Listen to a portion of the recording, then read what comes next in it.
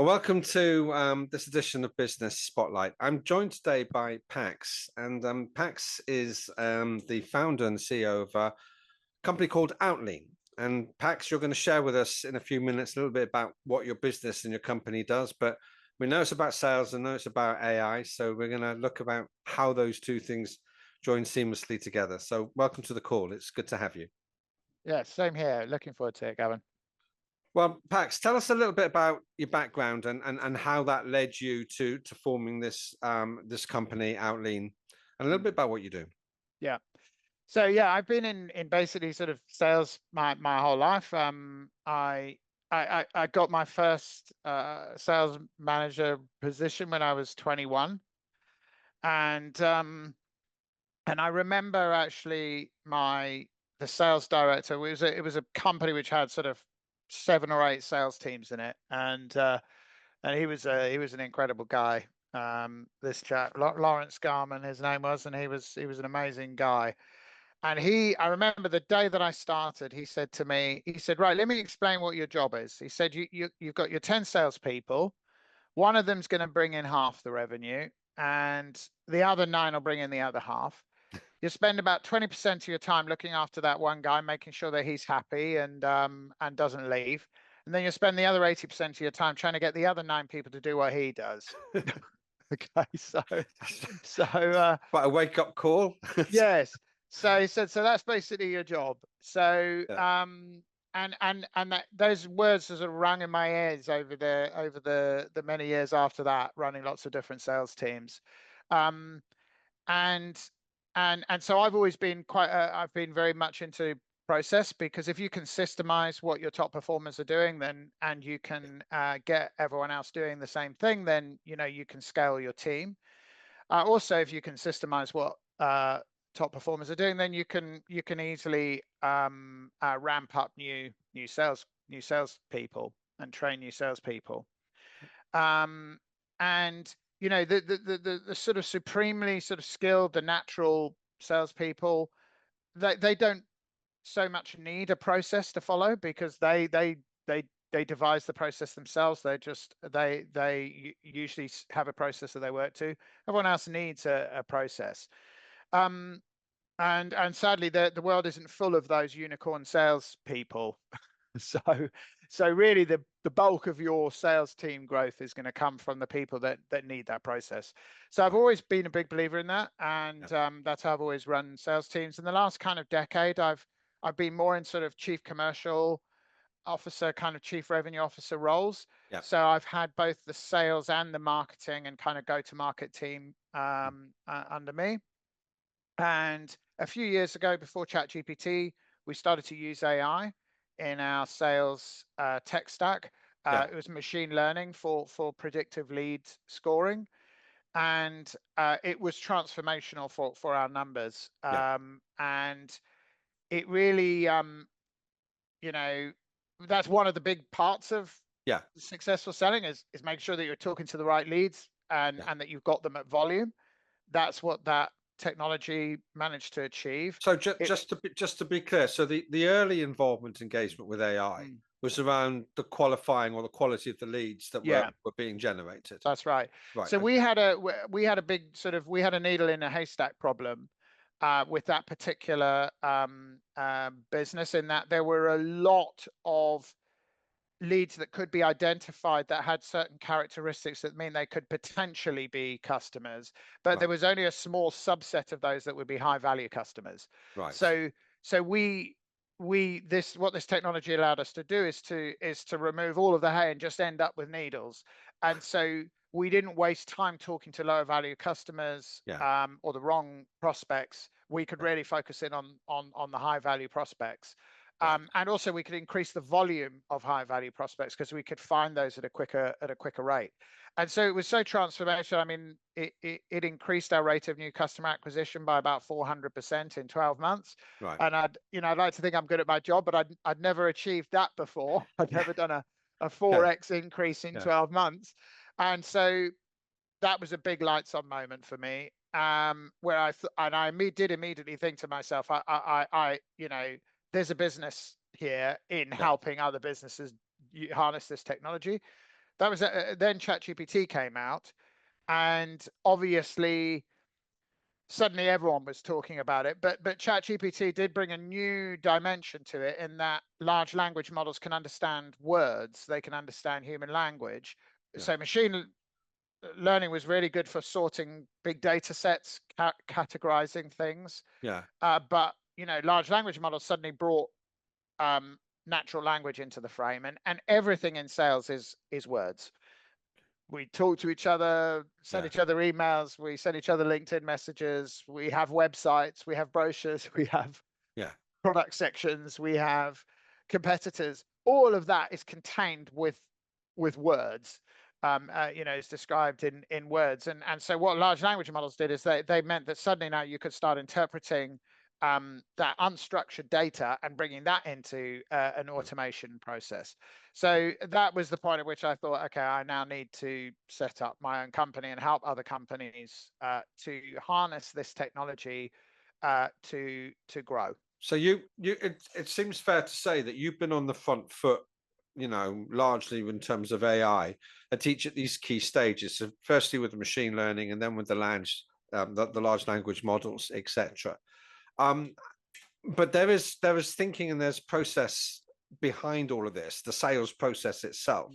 So how does the AI assist the sales process for those leads that are in it? Yeah, so I mean, at every level, really.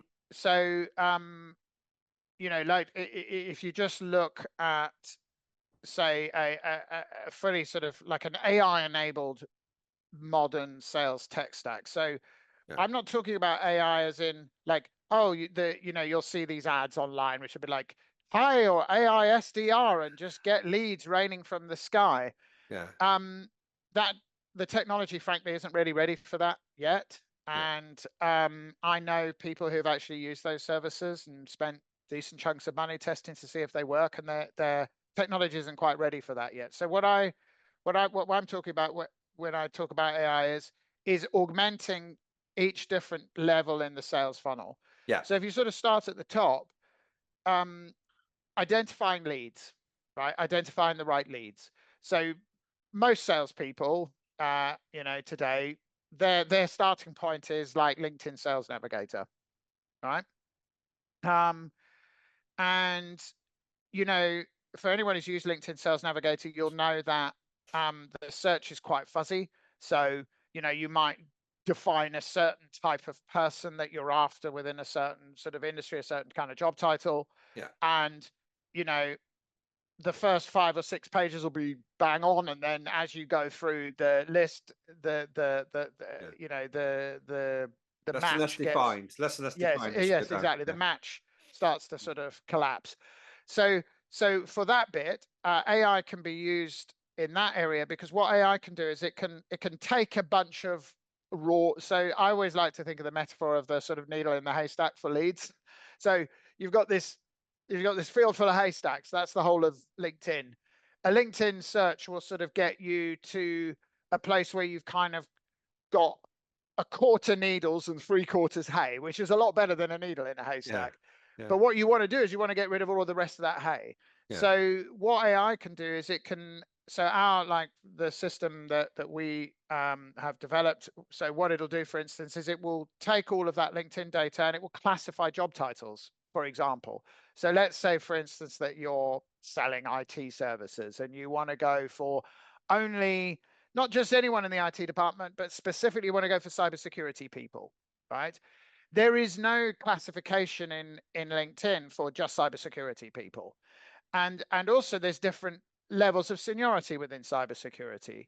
So what our system will do is it will process all of those job titles. It will classify, it will pluck out the ones that are just cybersecurity, and then it will rate them in terms of seniority. So tier 1 being like the chief information security officer, tier 3 being like cybersecurity engineer, tier 2 being head of cybersecurity. So it will classify them in that way. So you've now absorbed all of these leads, 2,000 leads, and you've now found the 357 that are actually the right ones to target. So if you're then doing anything further down the funnel, you've 4 or 5x the impact of that further down the funnel, because you're not sending leads out to all of the straw, Yeah. all No, of I the hay, understand. Yeah. only the needles. Yeah. So that's that level. And I mean, it carries on as you go down the levels, because when you get to personalization within the outreach, AI is extremely helpful for that. And I'm not talking about the sort of rubbish personalization that you may have started to receive in your spam ridden inbox, but I'm talking about clever sorts of personalization. So, for instance, knowing what, let's stick with our same example here, knowing what technology that company uses within its technology stack, and saying, I noticed that you use this and da da da da. Well, we have this vendor that we've, a lot of our customers who use that work with, and it's proven to be a really good tool to work alongside X that you work with. Yeah. You know, it'd be great if we had a chat. That is the sort of message which someone in cybersecurity is going to respond to, versus just a plain vanilla message saying like, hey, hi, we do cybersecurity, and I noticed you're the cybersecurity manager. Can we have a chat? So at that level, it helps. Well, And then it's personalization, isn't it? Because sales is all about personalization. You've got to be able to speak to at the level and in the language and to the need of the prospect. Otherwise, it absolutely, comes across as 100%. disingenuous. Yeah. Yeah, 100%. I mean, that thing of selecting the right people in the first place is such a foundational step. Because what I've always said about outreach is, spam isn't spam because it's unsolicited, it's because it's irrelevant. Right. So if you get like a random email in your Gmail box from someone in China saying, I can sell you a pallet of light bulbs, you're like, spam. Yeah. But if someone sent you a completely out of the blue random email about something that you really genuinely actually totally wanted, like if someone sent me an email and said, look, we've developed this new model which has been fine-tuned and trained to really analyze job titles, and it's more accurate and better than any of the other models out there. Would you like to see a demo? Here's my meeting link. I'd book that meeting straight away. I wouldn't care whether or not that person was solicited or unsolicited. Yeah, exactly. Yeah. So you're right. Personalization, both in terms of the messaging, but also in terms of just being the right person in the first place. A bit like dating. Yeah. I mean, you can't wait for the right person to come along. But if they do come along, you need to be in the right place to be able to receive them and recognize it. And you're kind of matching services with people who may need that service, and even if they're not necessarily looking for it. Because the thing about marketing, from my experience as a business coach, is that you're marketing, and of course marketing comes before the sales process, but you're marketing to two groups of people. You're marketing to those people who know they've got a problem and that you may have the solution, and then you're marketing to those people who don't know they have a problem but you still have the solution. And it's about education, and then you move them into the sales funnel. So coming back to your analogy of finding the right level of individual within an organization, they may not know that there is a better product running alongside the product that they're already using, and you're educating them, and now they're thinking, actually, I need to engage with that. I will book the call. Yeah, absolutely. And you know, within that process, like to your point, you can create conversations with multiple different stakeholders in the same target account. And by the way, coming back to that foundational thing that my first ever sort of sales leader told me about being a sales manager. So a good salesperson who's working in an account-based selling environment will multi-thread across different stakeholders automatically. That's how they manage to close deals, right? Or one of the ways in which they manage to close deals. So coming back to this sort of thing of AI and automation can help to emulate, help other reps emulate what that person does, is the automation can help to actually multi-thread across stakeholders. And so you can have multiple messages going out. You can have an automation sequence set up that if their head of cybersecurity engineering responds, then you can send a LinkedIn connection to a couple of their colleagues in the IT department and get, connections going there. And then you can start to reach out to the CFO because they're going to be involved in the decision later on down the line. So all of these sort of practices that are behaviors can be emulated and automated with AI. And automation and AI really do come together in that one of the really great uses of LLMs in the sales process and the outreach part of the sales process is in triggering steps. Because so for example, if you send someone a message, they then respond, you can have 3 or 4 set responses, and the LLM can classify which one of those responses they should receive based on analyzing their response.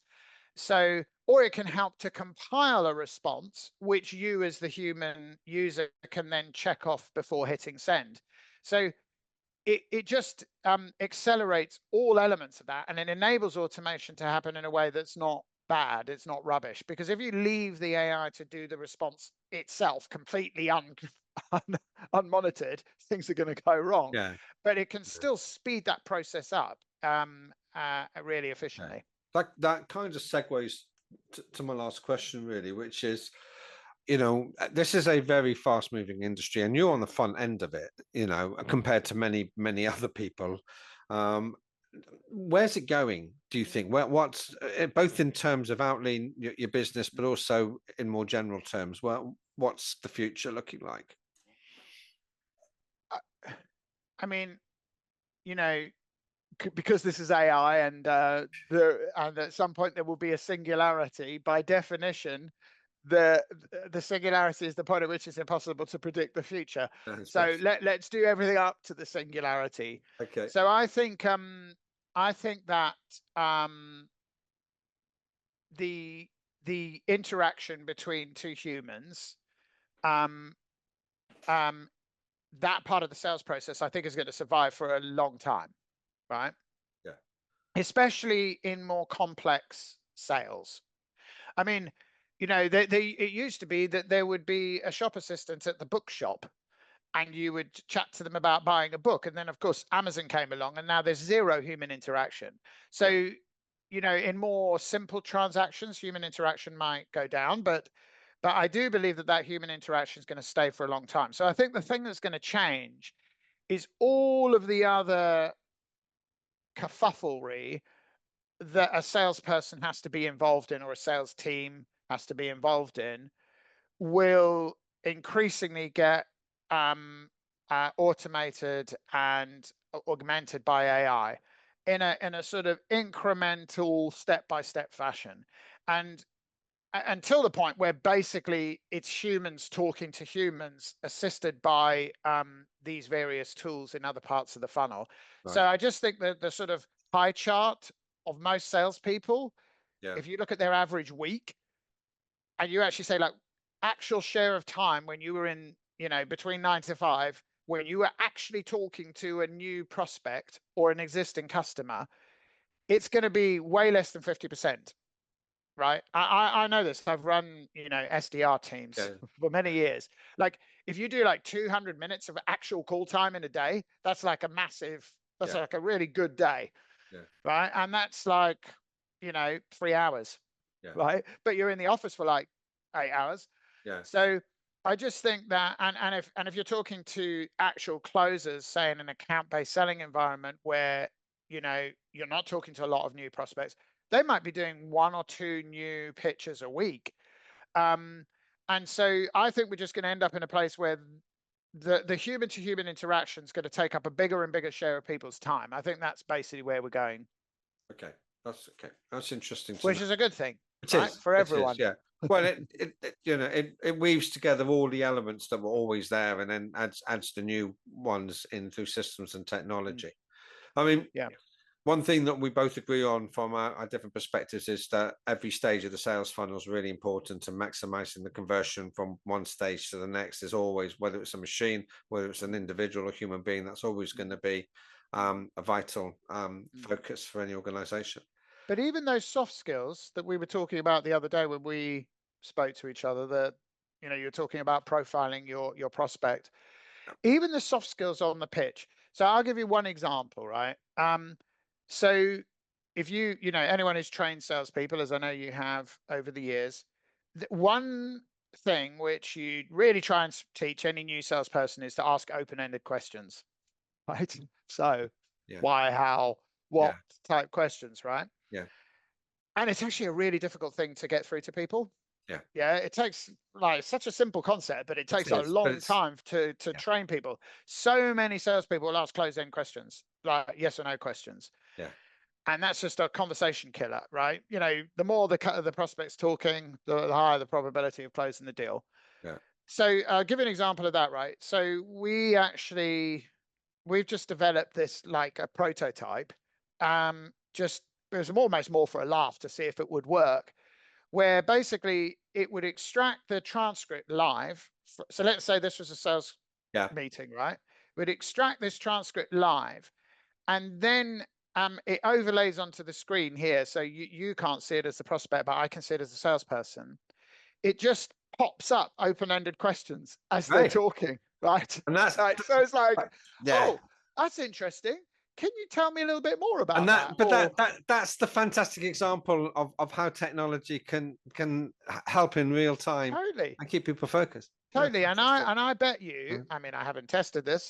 This is just a hypothesis, but I bet you that if you gave that tool to salespeople, they would develop brand new muscle memory on how to ask open-ended questions, and that you could. Well, they would, create quick behavior change there. Yeah. So I mean, the possibilities are, like, almost endless of how this can be used at every level of the funnel. It's super exciting. That on one final point on that is it overcomes one of the biggest the other frustration I have with salespeople is that they don't invest time quite often in learning about how to be better salespeople, and that's just an example of where it's there right in front of them on the screen. And the Pax, it's been fascinating talking to you, and there's a lot in what we've discussed that I think that is of relevance and interest to other people, and thank you for your time. That's cool. Well, thank you very much, Gavin. Nice to speak to you. I'm always happy to waffle on about sales. Really passionate about it. That's great. Yeah, absolutely. Thank you very much for your time. Cheers. Cool. Cheers. All the best.